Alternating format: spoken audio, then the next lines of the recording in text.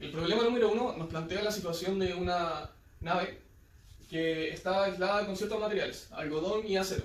Esta nave durante su viaje desprende calor a través de sus motores y la carcasa debe ser capaz de aislar la cabina del piloto lo más posible para que éste se encuentre en buenas condiciones. La temperatura interior debe ser entre 23 y 26 grados.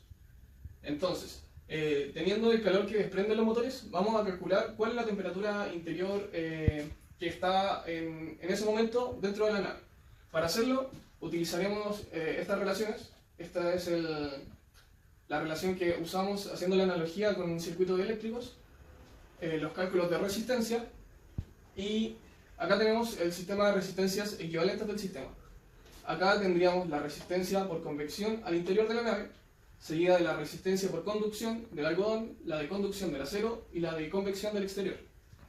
Reemplazando los datos que nos da el problema, llegamos a que la resistencia equivalente es de 6,35 por 10 a la menos 2 Kelvin por watts. Reemplazando esta resistencia en la expresión de arriba, obtenemos finalmente que la temperatura al interior de la nave es de 34,9 grados, es decir, una temperatura muy alta para el piloto. Por ende, vamos a tener que usar una aleta para disminuir esta temperatura. La incógnita que se nos genera ahora es encontrar el largo de la aleta. ¿Cómo lo haremos? Haremos el mismo análisis de resistencia que el paso anterior.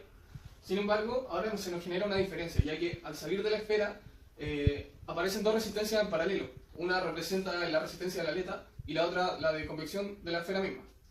¿Cómo calculamos la resistencia de la aleta? Bueno, a través de esta expresión, que es la que ya conocemos.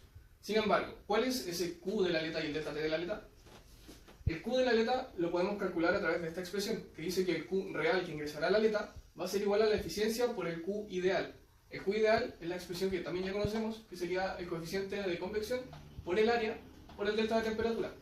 Entonces, reemplazando esto en la expresión de arriba, llegamos a que la resistencia de la aleta es igual a 1 sobre la eficiencia por el coeficiente de convección por el área de la aleta.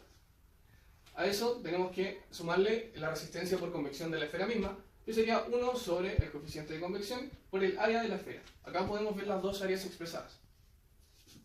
La resistencia equivalente finalmente queda como la suma de la resistencia del algodón, la de convección interna y la del acero, más la resistencia equivalente de esta de tramo que ya calculamos arriba, que nos queda de esta forma. Para el cálculo en la expresión de acá, nosotros vamos a darnos un delta T. ¿Por qué? Porque nosotros queremos generar una temperatura específica dentro de la nave. Por ende, para una temperatura ideal de 24 grados, nuestro delta T va a ser igual a 294 kelvins. Reemplazando esto en la expresión de arriba, llegamos a esta expresión. Nos dice que la eficiencia de la aleta por un polinomio va a ser igual a 0,366. Para resolver esto, tenemos que resolver un problema de iteración, ya que la eficiencia de la aleta está en función del mismo radio. Por ende, nos guiamos por el gráfico que está en Sengel, que nos da la eficiencia en función de algunos parámetros geométricos, y haciendo esa iteración llegamos finalmente a que el radio es de 0,96 metros y por ende el largo de la aleta nos queda en 0,16 metros.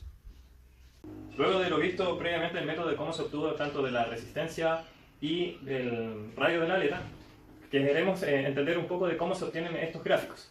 Por ende, se toma un diferencial de una aleta, hacemos una balanza de energía para luego obtener la siguiente ecuación diferencial de segundo orden, donde las condiciones de borde debiesen ser tanto para el radio interno de la aleta, Tb menos T infinito, y para el radio externo de la aleta, que debiese ser 0. Siendo así, deberíamos obtener, con ayuda de un software, porque es muy complicado obtener una solución para esta ecuación diferencial, deberíamos obtener tanto θ, dr, que gracias a eso, gracias al cambio de variable, vamos a obtener una temperatura una función de temperatura respecto al radio. Luego de eso, deberíamos evaluar el calor de conducción en R en la parte exterior, sabemos que va a ser 0, y lo debemos igualar a la ecuación de calor. Siendo esto, deberíamos despejar el radio externo gracias a la derivada de la función temperatura. Y ahí, gracias a este estudio, sabemos de que a partir de todo esto hay ecuaciones llamadas, no ecuaciones, sino que funciones de Bessel. y es lo que representa en los gráficos del libro.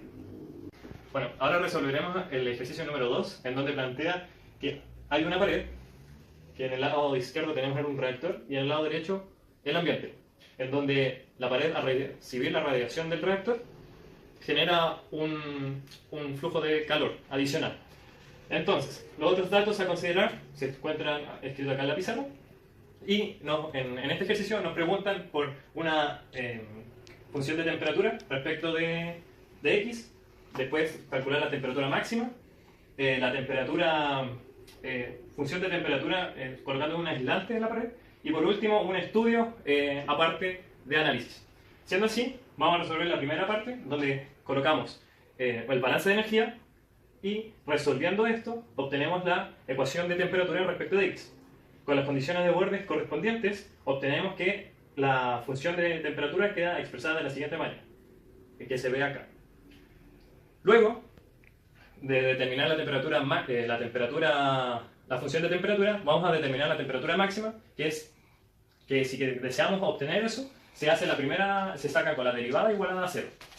Realizando esto, obtenemos que el punto donde esté ubicado la temperatura máxima es en menos 2,26 metros, que en nuestro caso estamos en un rango de 0 a 0,5 metros, siendo así que la temperatura máxima debe ser en la pared. Entonces, por último, nos piden que en la pared se coloca un superaislante, en este caso lo consideramos como ideal, donde el flujo es 0. Se hace el mismo estudio de balance de energía, pero con un flujo de calor de entrada y de generación debido por la radiación, y eso evaluada en 0,5 debiese ser 0. Realizando los cálculos, llegamos a esta expresión y le agregamos la condición de borde, que en 0 debe tener 973 Kelvin. Llegamos a que la expresión de temperatura para este caso es la que se ve acá. En el punto 4 nos presenta la situación de que se extrae un cilindro del reactor y se deja al ambiente. La temperatura dentro del cilindro varía de forma tal que solo depende del radio, como lo expresa la ecuación diferencial que nos presentan en el enunciado, la cual modela la temperatura dentro del cilindro. Aquí nos piden encontrar dos condiciones de borde necesarias para resolver esta ecuación. A nuestro parecer, las condiciones de borde serían: primero, que el calor por conducción en el borde del cilindro sea igual al calor por convección en el borde, para generar una continuidad dentro del cilindro. Y la segunda condición sería que en T evaluado en R igual a 0, es decir, en el centro del cilindro, la temperatura sea máxima, es decir, igual a los 700 grados desde los que se extrajo, ya que el reactor estaba a esa temperatura.